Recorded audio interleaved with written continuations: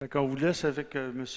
Papillon et sa dame, et on vous remercie d'être fidèle, de venir nous emmener dans l'adoration. Autant que le Seigneur permet, Ouais. on vient. Merci beaucoup. Vous aider. Merci.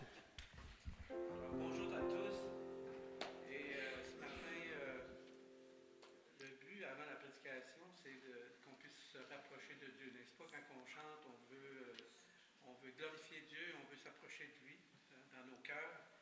Et dans le psaume 33, 1 à 3, il nous dit juste réjouissez-vous en l'Éternel, célébrez l'Éternel avec les instruments. Chantez-lui un cantique nouveau. Et un cantique nouveau, je ne sais pas pour vous, mais moi, quand on accepte le Seigneur, nos cantiques changent. Nos chansons préférées changent parce qu'avant ça, on chantait des chants. Premièrement, on ne pensait pas toujours à ce qu'on chantait, quoi, ça nous arrive des fois encore, je pense. Mais on chantait les chants du monde. On publiait les péchés d'un bord de l'autre avec nos chants. Mais maintenant, on a des chants nouveaux ce matin. Et je vous invite à vous lever si vous pouvez. Et si jamais à un moment donné vous êtes fatigué, vous pouvez vous rasseoir, il n'y a pas de problème, comme vous voulez. Et chantez avec nous ce cantique pour introduire le temps de dimanche.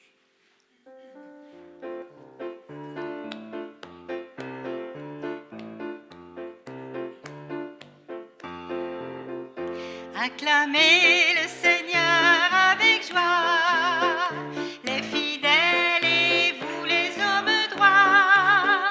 Louez le Seigneur avec les instruments, jouez la plus belle musique en l'adorant. D'un mot le Seigneur a créé le ciel et par sa parole toutes les étoiles. Acclamez le Seigneur avec joie, les fidèles et vous les hommes droits. Louez le Seigneur avec les instruments, jouez la plus belle musique en l'adorant. Le Seigneur nous voit et il nous protège. Ses plans sont parfaits, ils vont s'accomplir. Acclamez le Seigneur avec joie, les fidèles et vous les hommes droits. Louez le Seigneur avec les instruments, jouez la plus belle musique en l'adorant. C'est par le Seigneur que sont toutes choses. Il a tout créé par sa volonté. Acclamez le Seigneur avec joie, les fidèles et vous les hommes droits. Louez le Seigneur avec des instruments, jouez la plus belle musique en l'adorant. Acclamez le Seigneur avec joie, les fidèles et vous les hommes droits. Louez le Seigneur avec les instruments,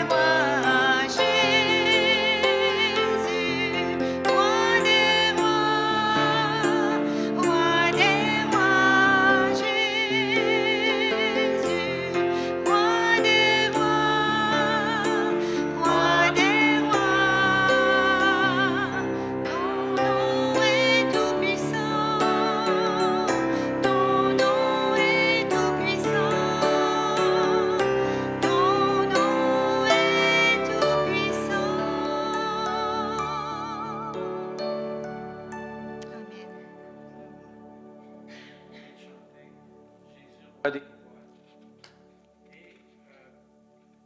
ma réflexion, le psaume 63, 4 à 5, me dit car ta bonté vaut mieux que la vie. Mes lèvres célèbrent tes louanges et je te bénirai donc toute ma vie.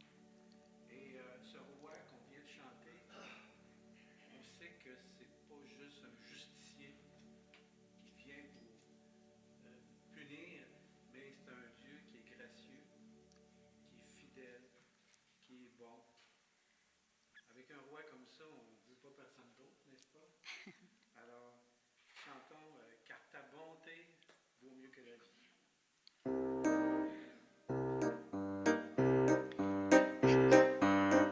Car ta bonté vaut mieux que la vie, car ta bonté vaut mieux que la vie.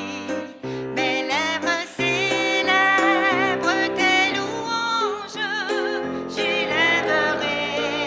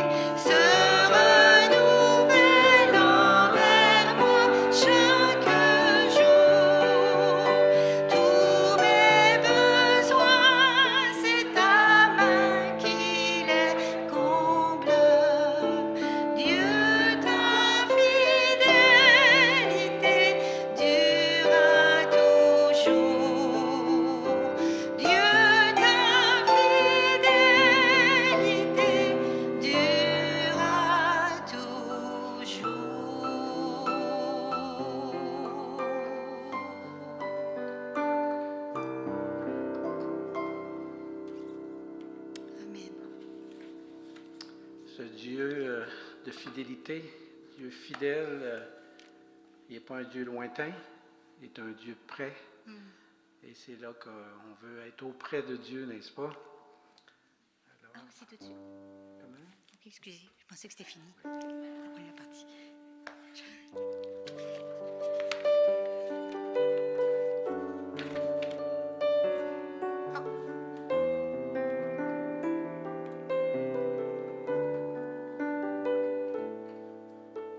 C'est auprès de Dieu que je veux me tenir. Il est mon Seigneur, mon roi. C'est auprès de Dieu que je peux ressentir tout l'amour qu'il a pour moi. C'est auprès de Dieu que je voudrais grandir, entendre le son de sa voix. Je viens devant le trône, par ta grâce je me tiens, en ta présence je lève les yeux vers le lieu saint pour contempler ta face. Je veux rester près de toi. C'est auprès de Dieu que je veux me tenir. Il est mon Seigneur, mon roi. C'est auprès de Dieu que je peux ressentir tout l'amour qu'il a pour moi. C'est auprès de Dieu que je voudrais grandir, entendre le son de sa voix. Je viens devant le trône, par ta grâce je me tiens, en ta présence je lève les yeux vers le lieu saint pour contempler ta face. Je veux rester près de toi. Je veux rester près de toi. Amen.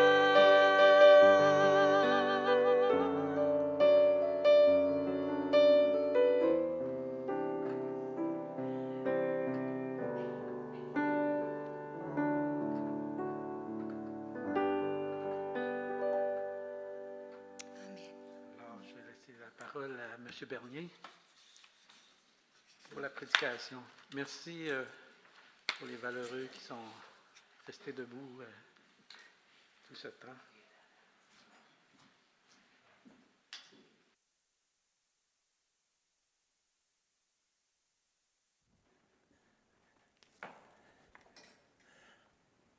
Alors, merci pour la louange.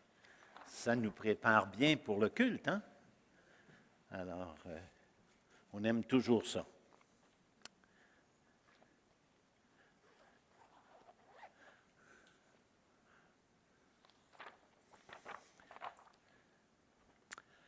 Alors, on va se courber devant Dieu dans la prière en commençant. Seigneur notre Dieu, nous te sommes reconnaissants de ce que nous avons ce privilège de nous retrouver en ta présence. Tu nous as dit dans ta parole que là où 2 ou 3 étaient réunis en ton nom, tu étais là au milieu d'eux. Et Seigneur, nous te prions de ce que tu nous accompagnes à travers ce culte, de ce que tu élèves ta personne à nos yeux, qu'on puisse te voir, Seigneur Jésus, tel que tu es révélé dans ta parole. Et nous te prions, Seigneur, de ce que cette vision de qui tu es puisse nous émerveiller à un point tel que nous voudrons t'adorer, te louer, te remercier, mais en même temps que nous voudrons faire connaître ton nom à ceux qui, encore aujourd'hui, ne te connaissent pas comme leur Seigneur et leur Sauveur. Oui, Seigneur, nous te prions de ce que tu nous rapproches de toi et de ce que tu nous équipes pour être ce que nous devons être, des témoins de qui tu es, des témoins de ta résurrection, des témoins de ta personne. Merci, Père éternel, d'avoir envoyé ton Fils, le Seigneur Jésus-Christ, mourir sur la croix pour nos péchés. Merci, Saint-Esprit, de nous le révéler, d'ouvrir notre intelligence pour que nous puissions le voir tel qu'il est. Et Seigneur, que ce temps passé ensemble nous rapproche de notre Maître et Seigneur, nous rapproche de notre Dieu éternel. Nous t'en prions, dans le précieux nom de Jésus. Amen.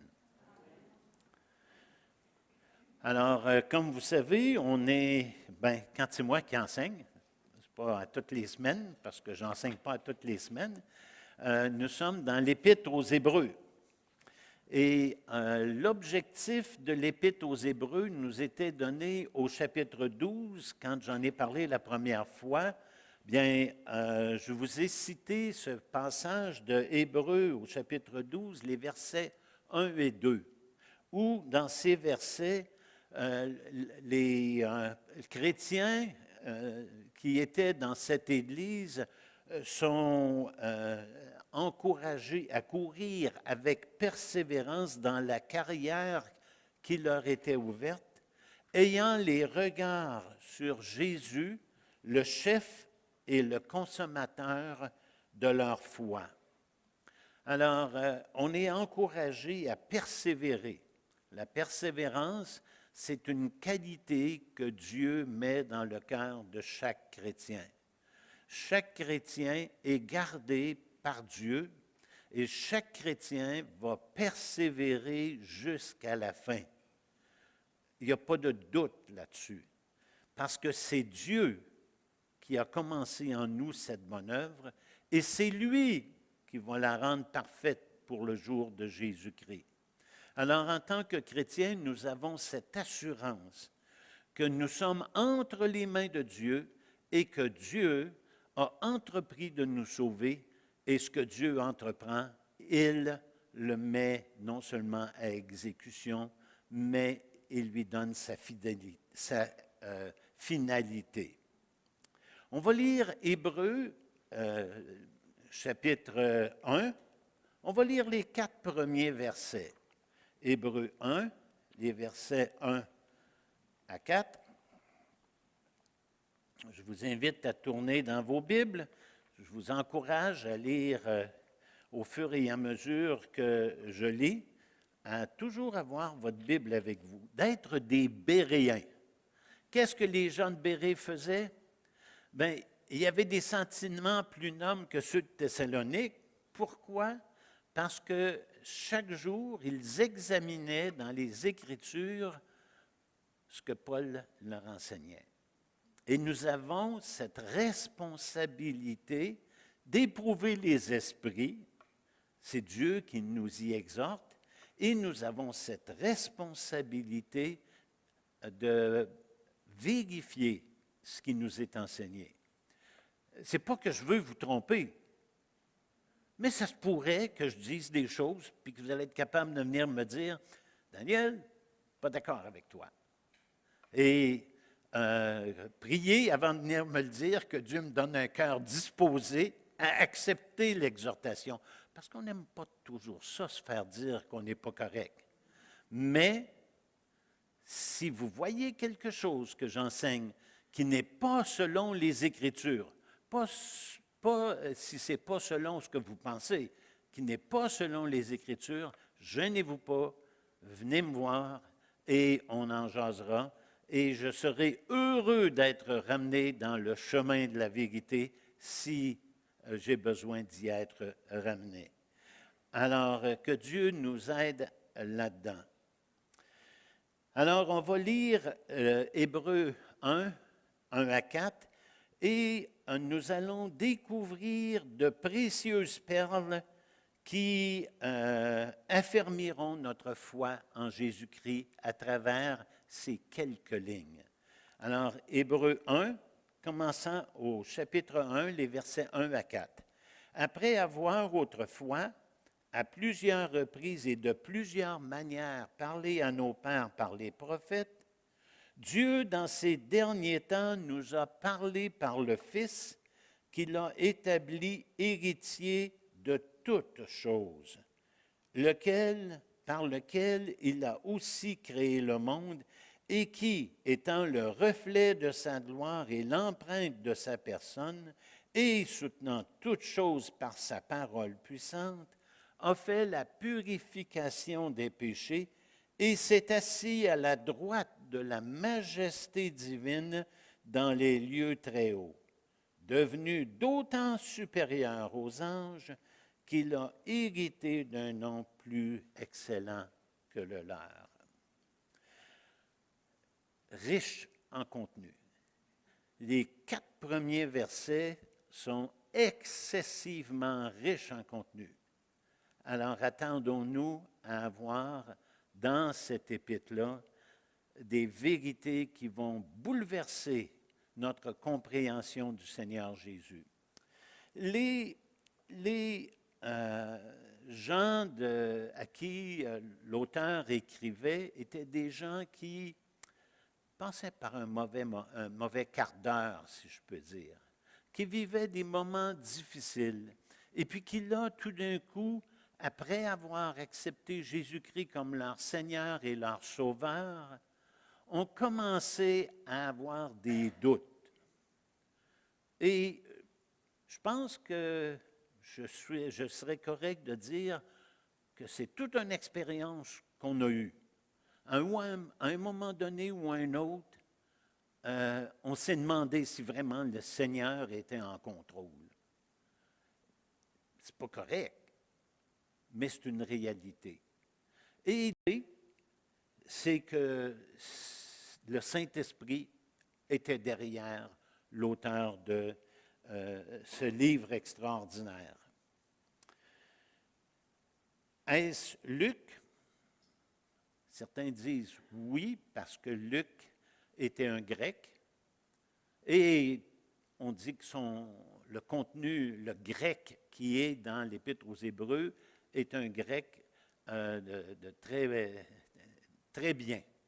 Que ça a été écrit avec des mots au-dessus de ce qu'on peut lire, par exemple, dans les autres épîtres. Et même que certains disent que c'est un grec qui est encore plus cultivé que celui que Paul utilisait. Est-ce que c'est Apollos? On ne connaît rien d'Apollos, sinon qu'il connaissait les Écritures et que Aquilas et Priscille, quand ils l'ont rencontré, lui ont parlé du Seigneur Jésus qu'il prêchait sans le savoir suite au baptême de Jean-Baptiste. Mais à part ça, on voit qu'il était dans les entourages de Paul, mais on ne connaît pas bien plus que ça sur Apollos. Bon, sur quelle base on dit ça? Je ne le sais pas. D'autres vont dire que c'est Aquilas, Priscille et Aquilas, mais on va penser plus Aquilas. Encore là, on ne le sait pas. Et d'autres vont dire que c'est Paul. Mais j'aimerais que ce matin, on retienne que tout cela, ça n'a aucune importance. Ça n'a aucune importance. Pourquoi? Parce que le texte ne nous le dit pas. L'apôtre Paul, quand il écrit ses lettres, généralement, il va dire Paul, puis là, il va commencer sa lettre. Ici, vu qu'on n'a pas cette introduction-là, on peut l'éliminer, mais pas à coup sûr. Pourquoi? Parce que l'apôtre Paul n'a pas été toujours celui qui a écrit ces lettres. L'apôtre Paul a eu des gens qui ont été les rédacteurs de ces lettres. Je vous cite Romains au chapitre 16 et au verset 22, où on découvre que Tertius, ça vous dit quelque chose, Tertius? Ben, Tertius, il nous dit qu'il a écrit cette lettre et puis qu'il en était le rédacteur sous la dictée de Paul. Donc, Paul parlait, puis Tertius écrivait. Alors, on peut penser que peut-être, que c'est quelque chose comme ça qui s'est passé, mais ça n'a pas vraiment d'importance. Alors, on va respecter l'incognito, l'anonymat de l'auteur humain de l'Épître aux Hébreux. Ce qui nous importe, c'est qu'en bout de ligne, le Saint-Esprit en est l'auteur. C'est, en fait, le mandat du Saint-Esprit. Avant de mourir, de monter au ciel, dans les derniers moments de la vie de Jésus sur terre, Jésus a dit à ses disciples, « Quand le Consolateur sera venu, l'Esprit de vérité, il vous conduira dans toute la vérité, car il ne parlera pas de lui-même, mais il dira tout ce qu'il aura entendu, et il vous annoncera les choses à venir.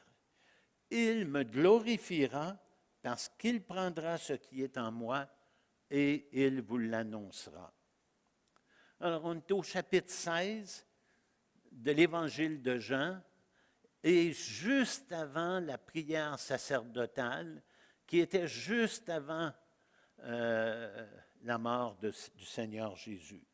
Alors, si vous voulez aller vérifier ce que je vous dis, c'est dans Jean 16, les versets 13 et 14. Donc, on ne sait pas vraiment qui l'a écrit, sinon qu'on sait que c'est l'Esprit de Dieu qui nous a fait cadeau de ce texte-là. Quand est-ce que ce texte-là a-t-il été écrit? Personnellement, si vous avez d'autres choses, vous viendrez me voir. Personnellement, je crois que c'est avant l'an 70, avant la destruction du temple à Jérusalem. Et je base mon interprétation sur deux passages tirés de cette épître aux Hébreux. Si vous tournez dans Hébreux 9, les versets 6 et 7, vous allez lire « Or, ces choses étant ainsi disposées, les sacrificateurs qui font le service entrent en tout temps dans la première partie du tabernacle, et dans la seconde, le souverain sacrificateur seul entre une fois par an, non sans porter du sang qu'il offre pour lui-même et pour les péchés du peuple. » Maintenant, ici, si le temple de Jérusalem avait été détruit, ben l'auteur aurait dit, « Or, les choses étant ainsi disposées, les sacrificateurs qui faisaient le service entraient en tout temps dans la première partie du tabernacle. » Alors qu'il dit ici, les sacrificateurs qui font le service entrent en tout temps dans la première partie du tabernacle. Alors, moi, ça me passe comme message qu'il y avait encore, au moment où l'auteur a écrit ce texte-là, il y avait toujours des sacrifices et le temple était toujours là. Un petit peu plus loin au chapitre 13 et au verset 10, si vous voulez y tourner, l'auteur dit « Nous avons un autel dont ceux qui font le service au tabernacle n'ont pas le pouvoir de manger. » Donc, il y avait toujours le service du tabernacle au moment où l'auteur nous a donné cet enseignement-là. Nous avons un autel, et là, si le temple avait été détruit, nous avons un autel dont ceux qui faisaient le service au tabernacle n'avaient pas le pouvoir d'en manger. Mais il dit ceux qui font. Alors, ça mène cet écrit avant la chute de Jérusalem, avant la destruction. La destruction du temple, c'était en 70 après Jésus-Christ, après la naissance de Jésus-Christ. Donc, environ 40 ans après sa venue après sa mort. Donc, on voit que ce texte a été écrit avant. Bien, je dis personnellement, vous pouvez avoir une autre opinion. Je vous invite à venir me le montrer. Puis si vous avez des arguments solides, je vais y adhérer. Mais moi, quand je lis le texte d'Hébreu, j'arrive à la conclusion que ce texte-là a été écrit, a été donné avant la destruction du temple. Et qui étaient les destinataires de l'Épître aux Hébreux? À qui ça s'adressait? Bien, laissez-moi vous dire que, on va y aller directement, ça s'adresse à nous aujourd'hui, mais ça s'adressait contextuellement à des gens qui étaient dans une situation bien précise dans laquelle on va se retrouver chacun d'entre nous à un moment donné ou un autre. Mais je ne peux pas prendre ce texte-là et dire « Ah, ça, c'est moi », puis l'auteur, il pensait à moi. Mais je peux m'appliquer ce que je vais vous dire. Mais dans un premier temps, ces gens-là étaient des Hébreux. D'ailleurs, c'est l'Épître aux Hébreux. Donc, c'était des Hébreux, c'était des Juifs, qui étaient identifiés comme des circoncis. Mais qu'est-ce qui m'amène à dire cela? Eh bien, revenons à Hébreux au chapitre 1 et au verset 1. Qu'est-ce qu'il nous dit ici?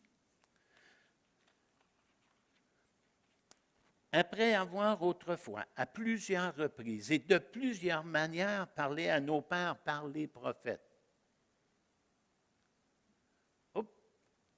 Il emploie ici un petit mot qui nous dit qui étaient ces gens-là.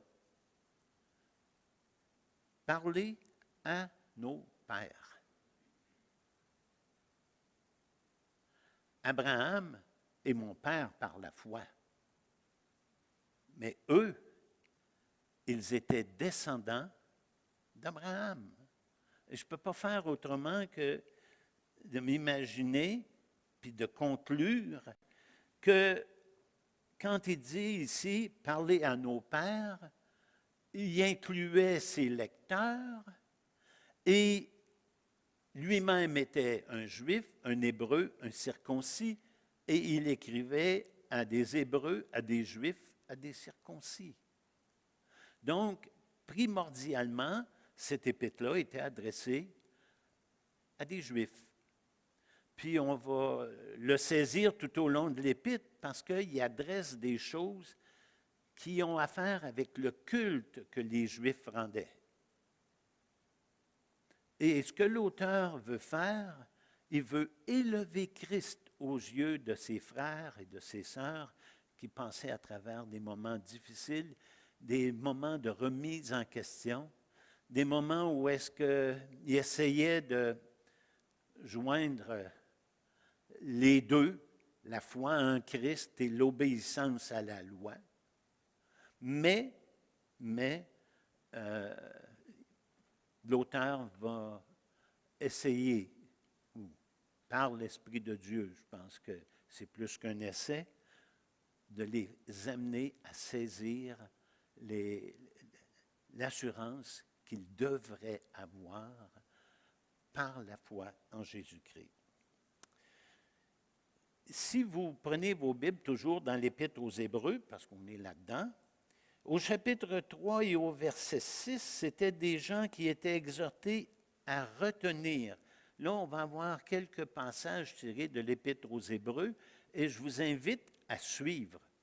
Une des choses que j'aimais, c'est une parenthèse que je fais, on écoutait John MacArthur sur des vidéos. Qui connaît John MacArthur ici? Oui, quelques-uns. Un prédicateur, un pasteur d'une église en Californie qui est maintenant avec son Sauveur. Et une des choses qui m'émerveillait à chaque fois, puis je vous encourage à le faire, c'est que quand M. MacArthur citait un verset, des fois, il nous montrait l'assemblée, puis on voyait les gens avec leur Bible, et on voyait les gens tourner dans leur Bible, puis aller lire. Ça me touchait. Parce que je me disais, il ne gomme pas gratuitement tout ce que MacArthur dit. MacArthur l'a dit, c'est vrai. Non, ils allaient voir, ils faisaient comme les gens de Bérée, c'était des Béréens.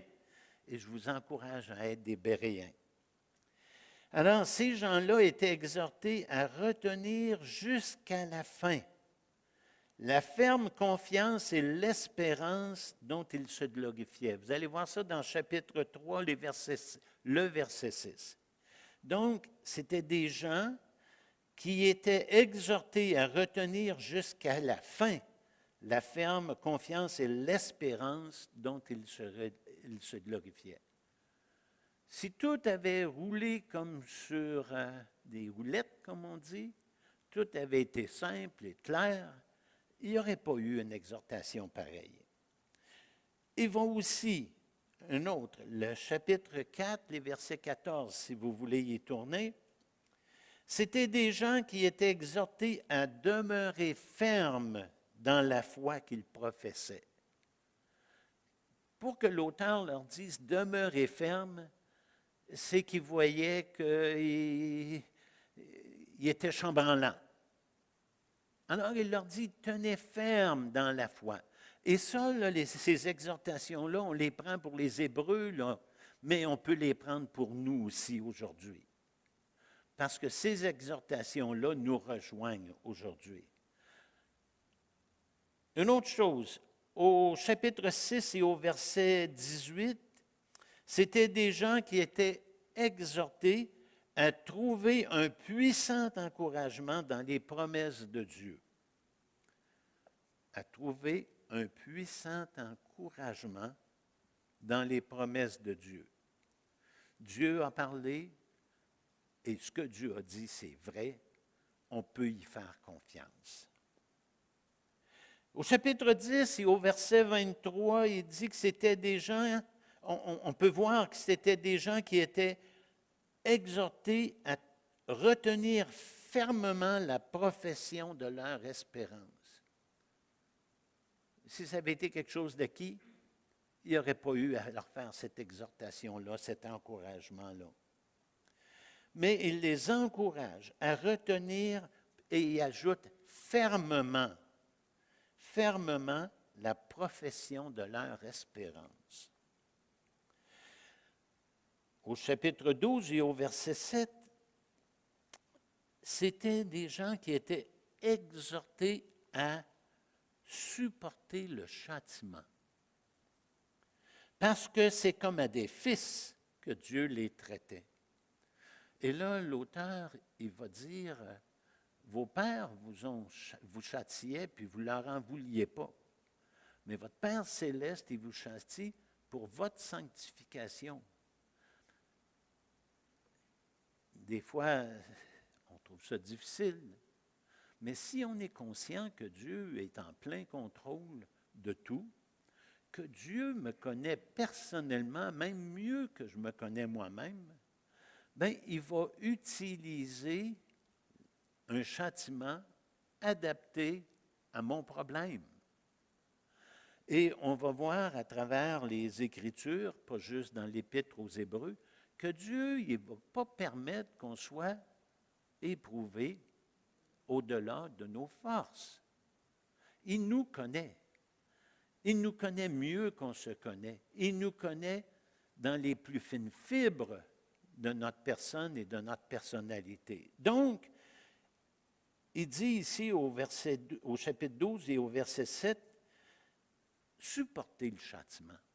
C'est comme des fils que Dieu vous traite. Mais ces gens-là avaient besoin de se faire exhorter, encourager de ce côté-là. Ils étaient des gens, au chapitre 12 et au verset 12, des gens qui avaient les mains languissantes et les genoux affaiblis. Ça vous arrive-tu, ça? Moi, ça m'arrive. Ça m'arrive d'avoir un mauvais coton. Ça m'arrive de me poser des questions, de remettre en question. C'est pas correct, mais ça m'arrive. C'est pas correct parce que je devrais faire confiance à Dieu en toutes choses, mais ça m'arrive. Et il veut les encourager à faire confiance à Dieu et à ne plus avoir des mains languissantes et des genoux affaiblis. Genoux affaiblis, quand on lit ça, à quoi ça vous fait penser? Les genoux qui claquent. Vous avez déjà vu ça? Vous avez déjà vu ça? Vécu ça? Il vous arrive une situation où vous vous retrouvez dans un état où quelque chose de dramatique arrive, vous arrive, c'est encore pire, arrive à vos enfants, c'est déjà pas mal fort, puis même à des purs étrangers, quand on arrive dans une situation, bien, les genoux nous claquent. Pourquoi? Parce qu'on est ébranlé par la situation. Mais ces gens-là, eux autres, ce qui faisait en sorte qu'il y avait des mains languissantes et de genoux affaiblis, c'est qu'ils s'étaient embarqués dans une compréhension où est-ce qu'ils faisaient des compromis, puis ça, on va le voir à travers l'Épître, et c'est pour ça que l'auteur leur écrit, pour leur dire, vous n'avez pas besoin, Dieu est en contrôle. Tout au long de son message, l'auteur dirigera leur regard sur Jésus. Tout au long de cette épître, ce que je mise de faire, ce que j'ai comme mandat de faire, c'est de diriger nos regards, vos regards sur Jésus. Il leur montrera que Jésus est couronné d'honneur et de gloire, comme il le dit au chapitre 2 et au verset 9. Jésus est couronné de gloire et d'honneur. Avant de monter au ciel, Jésus a voulu, avant de monter au ciel, rassurer ses disciples. Et il leur a dit une phrase qui devait être un réel encouragement pour eux, encore plus après la Pentecôte. Pour cela, suite à cela, les disciples étaient joyeux d'être persécutés pour le nom de Jésus, mais c'est à cause, en partie, de cette fameuse phrase dans l'Évangile de Matthieu, les derniers versets de l'Évangile de Matthieu, au chapitre 28, où est-ce qu'il dit « Tout pouvoir m'a été donné dans les cieux et sur la terre. » Si je dis « Tout pouvoir m'a été donné », c'est qu'il n'y a pas de pouvoir qui m'a été empêché d'avoir.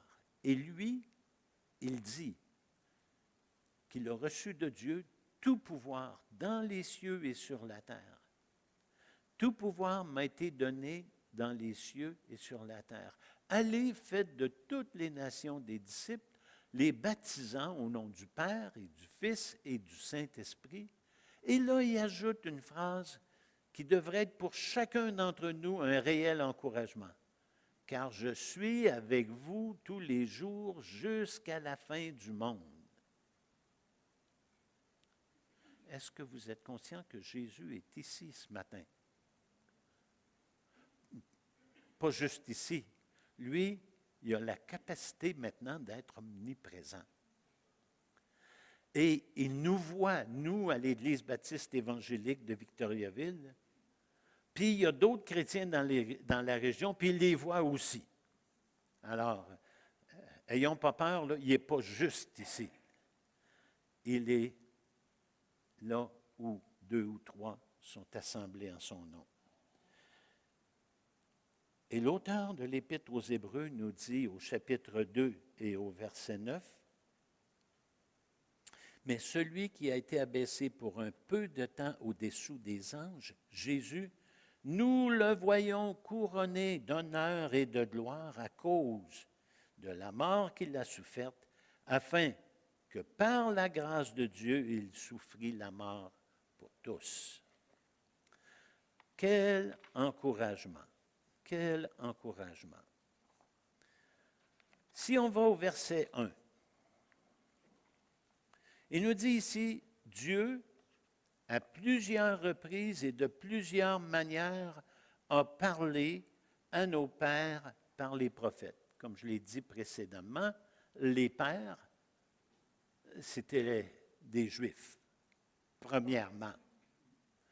Mais on voit que ça peut s'appliquer à nous maintenant, parce que nous avons maintenant, nous, en tant que non-Juifs, un accès gratuit dans la présence de Dieu.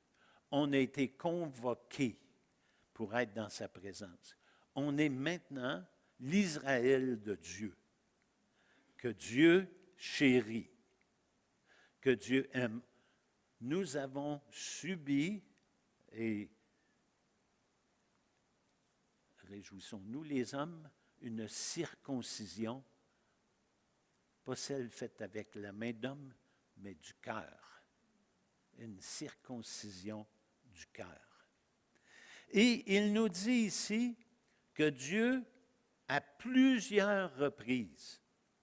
Alors, si je prends par exemple ma Bible et que je vous montre la première page juste entre l'Ancien et le Nouveau Testament. Alors, j'ouvre ma Bible. Vous la voyez bien? J'appelle cette page-là Jésus. Dans l'Ancien Testament, Dieu parlait au peuple et annonçait Jésus. Les Juifs, vous vous rappelez, quand, par exemple, les mages sont arrivés auprès d'Hérode, puis ils voulaient savoir, parce qu'eux autres, ils suivaient une étoile. Et puis l'étoile a disparu. Ils sont allés voir Hérode, parce qu'ils voulaient savoir où était le roi d'Israël qui venait de naître. Et on voit que Hérode va consulter les gens religieux, ceux qui connaissaient la Torah. Il va les consulter pour voir quand et où devait naître le Messie. Et là, les gens vont lui dire, c'est à Bethléem. C'est à Bethléem. Alors, les mages s'en vont à Bethléem. Mais c'est à partir de l'Ancien Testament qu'ils avaient compris que ça devait se passer comme ça. Et ils ont trouvé le Seigneur Jésus. Si vous regardez, il y a pas mal plus dans l'Ancien Testament que dans le Nouveau. Mais il est, pour ne pas dire impossible, presque impossible, de comprendre l'Ancien Testament si on ne le lit pas à la lumière du Nouveau Testament. Si on ne le lit pas à la lumière de Christ, un voile est mis sur les cœurs. Puis ce voile-là, il va s'enlever uniquement en Jésus. OK? Alors, on a besoin du Nouveau Testament pour bien comprendre l'Ancien Testament et faire une interprétation de l'Ancien Testament qui est selon les Écritures. Mais Dieu a parlé. Et là, on a une multitude de prophètes. On a ceux qui sont identifiés, mais il y en a d'autres qui ne l'étaient pas. Mais à plusieurs reprises, Dieu a parlé par les prophètes. Et aussi de plusieurs manières. Je vais vous en donner une. Comment Moïse a-t-il eu son premier contact avec Dieu? Un buisson ardent. Il a vu un buisson qui était là, en flammes, mais qui ne brûlait pas. Il s'est approché pour essayer de voir c'était quoi ça, cette affaire-là. Et c'est là où Dieu dit, enlève tes souliers, tes pieds, parce que là, tu es dans un lieu sacré. Je vais en donner un deuxième, Jacob. Jacob, il a vu l'échelle. Et là, quand il a vu ça, ça l'a vraiment interpellé. Puis Jacob, il a dit, ouais.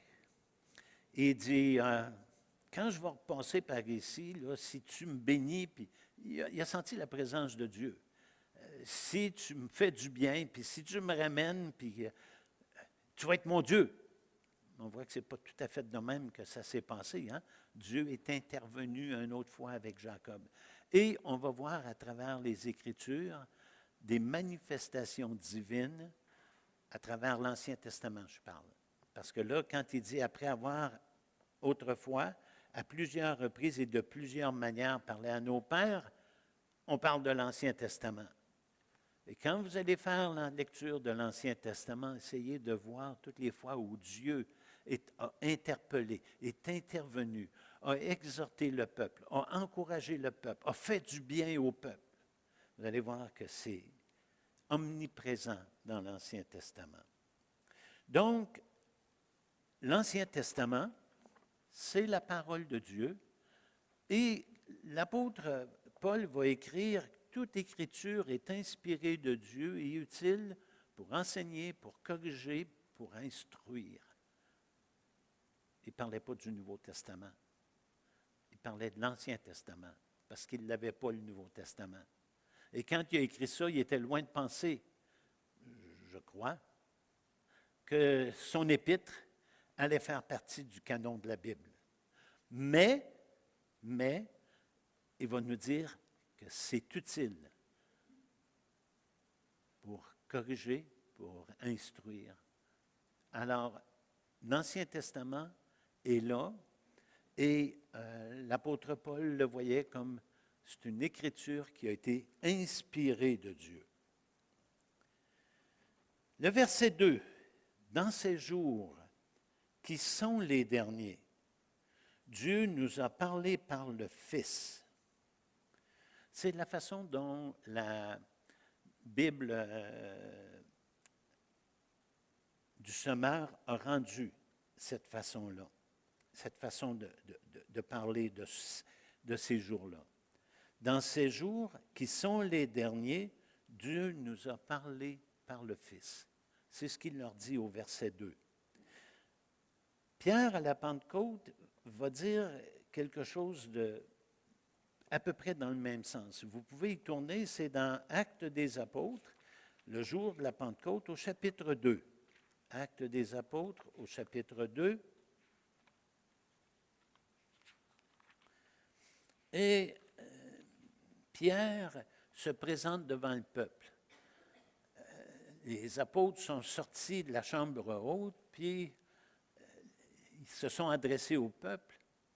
Et c'était à la journée de la Pentecôte, un moment où plusieurs Juifs de toutes les régions où ils avaient été dispersés, plusieurs revenaient à Jérusalem pour la fête de la Pentecôte. Et il y avait des gens, vous savez, les Juifs de Montréal, ils parlent français. mais il parle hébreu aussi. Les Juifs de New York, il y a des Juifs à New York probablement plus qu'en Palestine, plus que dans la terre promise. Et ces Juifs-là parlent anglais, mais ils parlent aussi hébreu. Si vous rencontrez un Juif, même s'il n'est pas bien religieux, il risque de vous comprendre si vous y parlez en hébreu. Les possibilités sont énormes.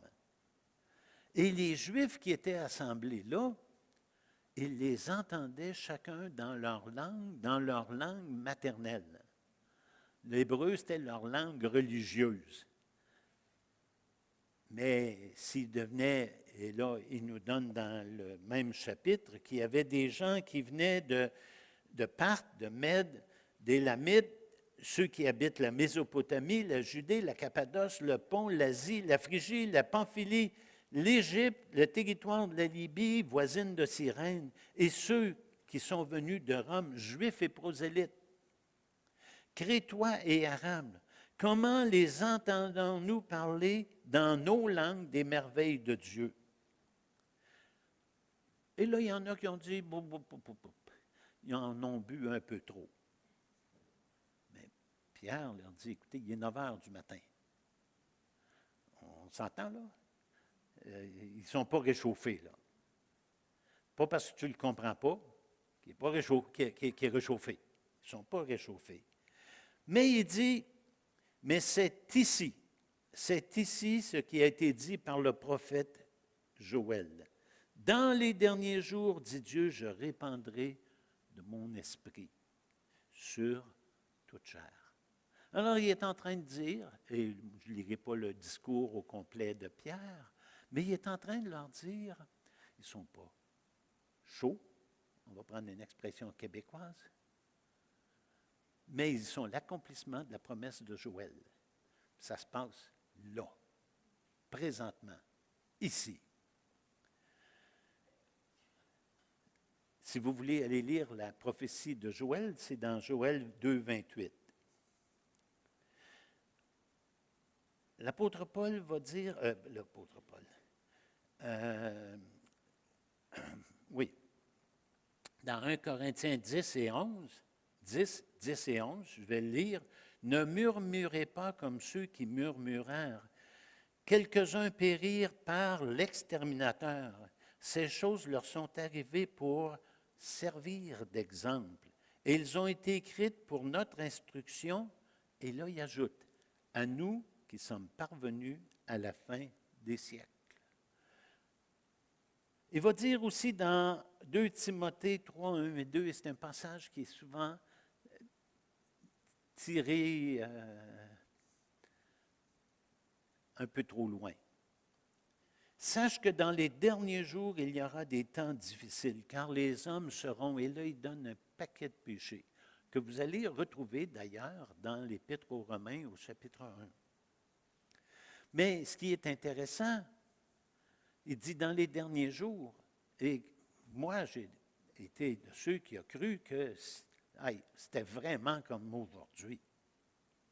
C'était vraiment comme ce que je voyais autour de moi. Mais il y a une petite phrase au verset 2 Timothée 3, 5, prenez-le en note, allez le lire, où Paul dit à Timothée, « Éloigne-toi de ces hommes-là. » Alors, il n'y a rien de nouveau sous le soleil. Les gens, comme Paul va le dire aux Romains, comme il le dit ici à Timothée, tout croche spirituellement. Et ici, il va dire à Timothée, éloigne-toi de ces gens-là. L'apôtre Pierre va dans la même lignée.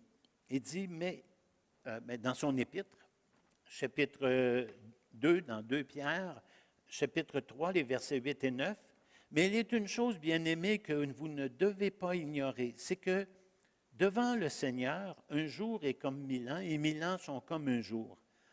Et là, il dit, puis les Hébreux ont eu avantage à lire Pierre.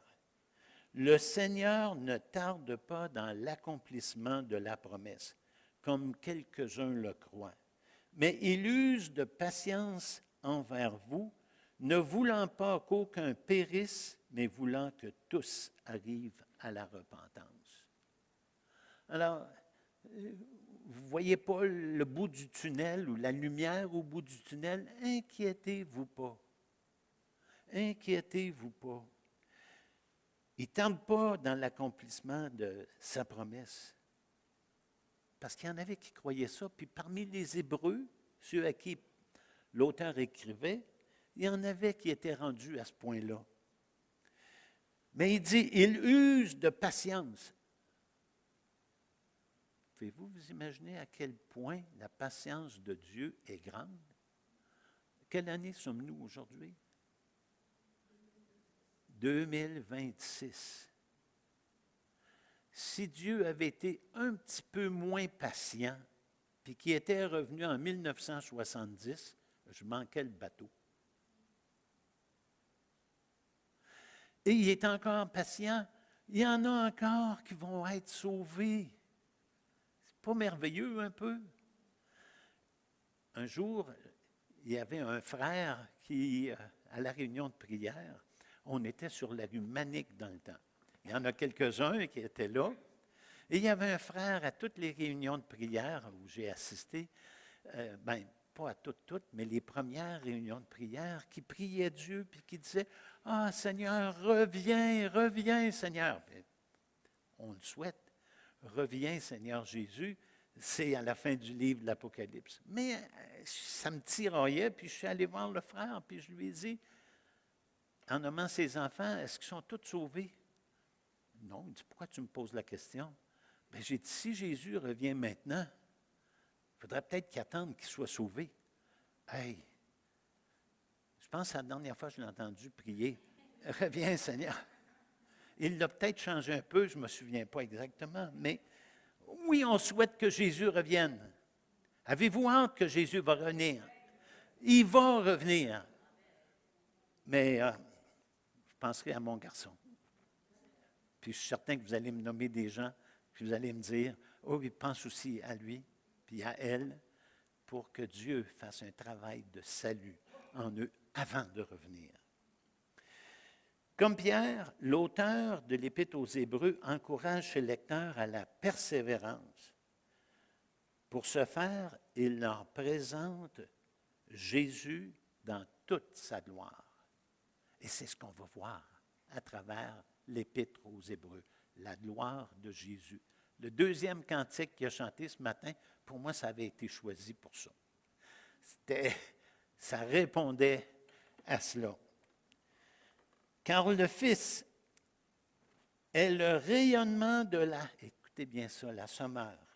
Car le Fils est le rayonnement de la gloire de Dieu et l'expression parfaite de son être. Alors, vous pouvez, si vous avez votre doigt, moi je suis allé fermer ma Bible, là, mais je vais y revenir. Dans l'Épître aux Hébreux, au chapitre 1 et au verset 2, il nous dit ici, verset 3, étant le reflet de sa gloire et l'empreinte de sa personne. Mais il y a un petit mot qui est là dans le grec, puis que Louis II n'a pas mis. Il a dû dire, ils savent que c'est ça que ça veut dire. Dans le grec, il y a un petit mot qui dit exact,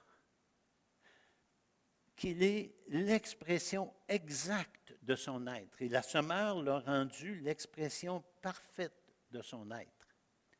Qu'est-ce que ça vous dit, ça? Est-ce que ça vous dit la même chose que ça me dit? Si Jésus n'est pas Dieu, il y a quelque chose qui ne marche pas dans ce passage-là. Qui peut être le rayonnement de la gloire de Dieu et l'expression parfaite de son être, sinon que Dieu lui-même? Et ici, l'auteur de l'Épître aux Hébreux est en train de nous passer un message incroyable. il est en train de nous dire que Jésus est Dieu manifesté en chair. Et ça, c'est une doctrine essentielle de la foi chrétienne. Jésus est la manifestation physique de Dieu. Et il nous dit ici, il est, comme je vais le relire à partir de la Sommaire, le rayonnement de la gloire de Dieu est l'expression, je vais mettre exact, parce que c'est le mot en grec. La Sommaire l'a traduit par parfaite, les autres ne l'ont pas mis. Mais dans d'autres versions, ils l'ont mis, mais dans les versions qui ont suivi la Louis II, l'expression exacte de son être. C'est quelque chose. C'est quelque chose. Étant le reflet de sa gloire et l'empreinte de sa personne et soutenant toutes choses par sa parole puissante. Tout fonctionne encore un matin parce que Jésus soutient toutes choses. Sinon, ce serait le chaos. Vous imaginez-vous à quel point l'auteur de l'Hébreu connaissait le Seigneur Jésus? C'est merveilleux. Il nous dit, et gardez vos Bibles, le verset 3, qui étant le reflet de sa gloire et l'empreinte de sa personne, soutenant toutes choses par sa parole, il a fait la purification des péchés et s'est assis à la droite de la majesté divine dans les lieux très hauts. Le psalmiste a parlé de cela. Et là, l'auteur de l'Épître aux Hébreux nous dit, il s'est assis à la droite de Dieu. Allez au verset 8, au chapitre 8, le verset 1. Je vais terminer avec ce point-là. Chapitre 8, verset 1. Le point capital de ce qui vient d'être dit, c'est que nous avons un tel souverain sacrificateur qui s'est assis à la droite du trône de la majesté divine dans les cieux. Il amène le même argument. Nous avons un souverain sacrificateur qui s'est assis à la droite du trône de la majesté divine. Allons dans le chapitre 10.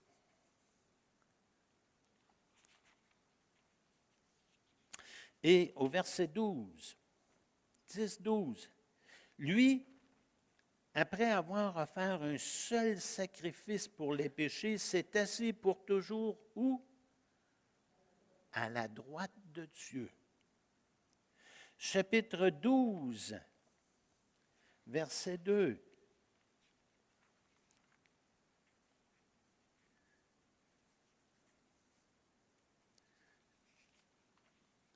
On lit, ayant les regards sur Jésus, le chef et le consommateur de la foi, en vue de la joie qui lui était réservée, a souffert la croix, méprisé l'ignominie. Et qu'est-ce qu'il a fait ensuite? S'est assis à la droite du trône de Dieu. On va en lire un dernier qui devient très important. Tournez avec moi dans Actes au chapitre 7. Actes, chapitre 7. Je vous ai dit que c'était toujours dans la même lignée. Alors, on va y aller avec ce passage-là. Acte 7, le verset 56.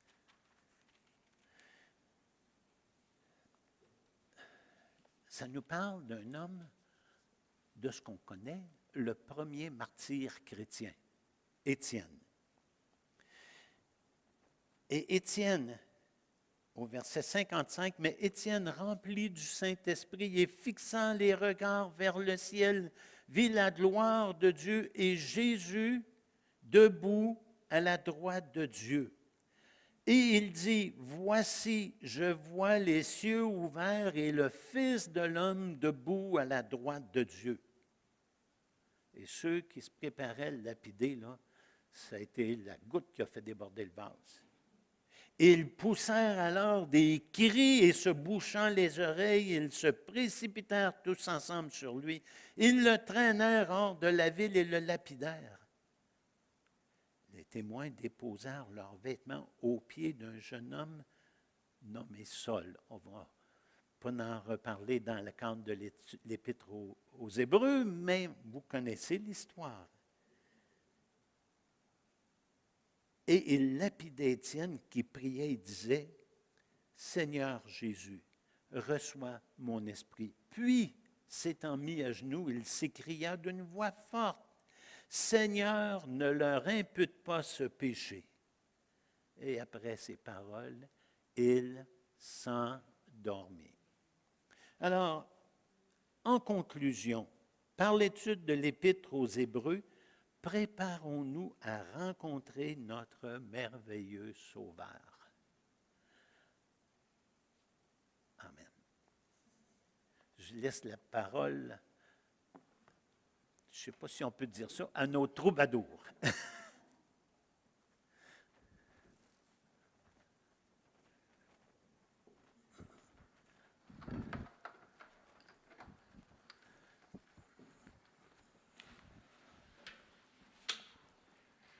Vous pouvez vous lever, si vous voulez.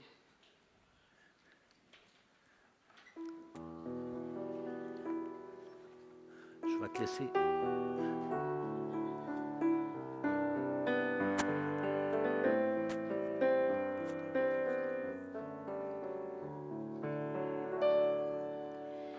Comme soupire une biche après l'eau d'un ruisseau, moi aussi, ô Seigneur, je soupire après toi. J'ai soif de toi, mon Dieu, d'être là devant toi, de venir dans ton temple me présenter à toi, pour qu'enfin me reviennent les souvenirs d'antan, où heureux je courais vers ta maison. Je voudrais retrouver cet amour et ce feu, encore une fois brûlé, être fou amoureux de toi, attaché à tes pas, vibrer à ta parole et au son de ta voix, pour qu'enfin me reviennent les souvenirs d'antan, où heureux je courais vers ta maison. Je veux crier à toi plutôt que de me plaindre, je veux compter sur toi, te louer à nouveau. L'espérance et la joie seront dans ta présence, je veux crier à toi, mon Sauveur et mon Dieu. Montre-moi, ô Seigneur, chaque jour ta bonté, ta grandeur et ta grâce, et moi je chanterai celui qui de ma vie est maître, lui qui me fait renaître, pour qu'enfin me reviennent les souvenirs d'antan, où heureux je courais vers ta maison. Je veux crier à toi plutôt que de me plaindre, je veux compter sur toi, te louer à nouveau. L'espérance et la joie seront dans ta présence, je veux crier à toi, mon Sauveur et mon Dieu. Amen.